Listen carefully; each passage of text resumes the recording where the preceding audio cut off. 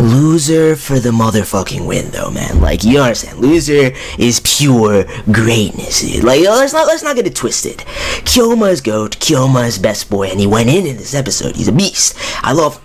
But Loser, man, just the antics of this episode, everything veiled under this persona that he's crafted, you know, this guise of eccentricity. The man bursts out broadcasting, you know, the heist on some straight KAITO kid swag, bursts out. You see the communication pigeons that his son or daughter, I don't even really know, is kind of androgynous right now. I'm not even sure. It seems like a male to me.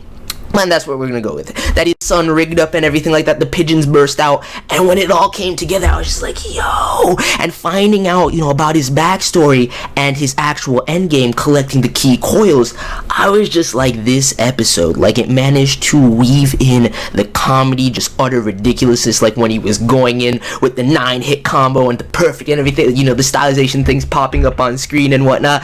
I was like, this is hilarious, but all of that being an act and a facade to mask his true intentions, man, of collecting these key coils, the numbers. And that plot point being revealed is something that I'm hype on, as well as getting some insight into Kyouma's backstory and seeing some kawaii Mira greatness. But that aside, Dimension W episode 2, on point, like straight on point. Like I expected to see a dip in the quality in terms of animation coming from episode 1 to episode 2, and I was, you know, gearing up for that, and to see, like, you know, 3HC be consistent with it, and it still looks clean as fuck. I love the stylization, I love the art, I'm loving the fluidity of the animation. It's beast. Like the battle animation, Kyouma going in, that scene, you know, where they implemented a little bit of the CG, you know, with the knight armor and everything, and Kyouma and Loser were going in against them. I was like, yo, this is beast. As well as, you know, just all of the action scenes, you know, Kyouma's, you know, movements with the wires and everything like that. I'm just like, yo, this shit looks sexy. It really truly does.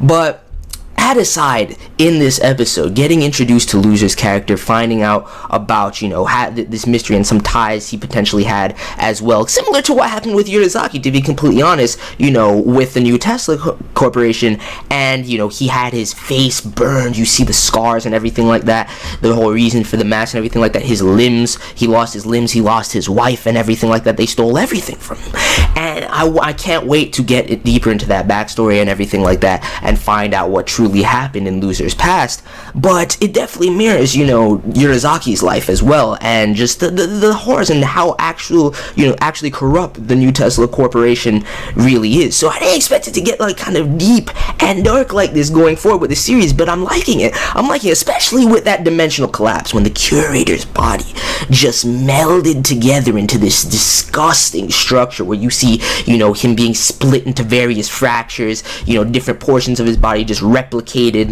and duplicated and merged with the two little, you know, android, you know, clones that he had running around with the illegal coils, you know, serving him and everything like that. I was like, yo, when the gate opened up, like, and the Dimension W started to leak into the real world, into the three-dimensional plane, I was just like, what is happening right now? And then Albert Schumann and the rest of them come through at the end of the episode, and they're like, oh, this is just a Class C incident, this is nothing, we'll clean it up, we'll hide everything. I'm just like, yo, the corruption in the new Tesla company. I still believe that Schumann is going to be some sort of endgame boss, because we have yet to see anybody in the company higher than him at this stage. I'm sure they exist, but the man seems to go back with Kyouma, potentially to his days in Grendel and that unit that we find out about through the dialogue between him and Loser, which seems interesting as fuck to me. This idea that there was this special unit, you know, that was tasked with destroying coils and everything during the last war, and they have, like, obscene physical prowess and everything like that. They don't even rely on the coils, and they all disappeared after some mission, you know, and Tesla covered up once again.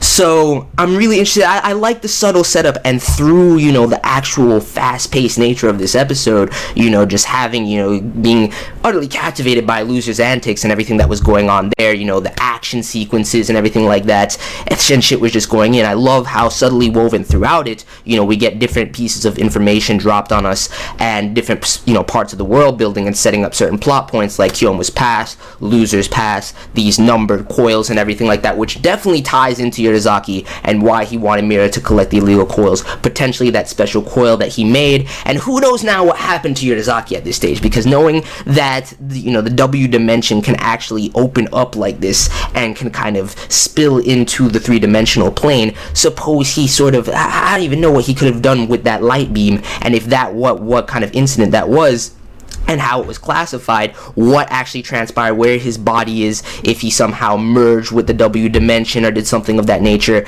If the coils, these number coils, these key coils that Loser is looking for, I would imagine they have ties to Yurizaki as well. So it's going to be interesting to see how all these things come into play. And I just like how we're, delving deeper and deeper into this world, at a very nice pace right now.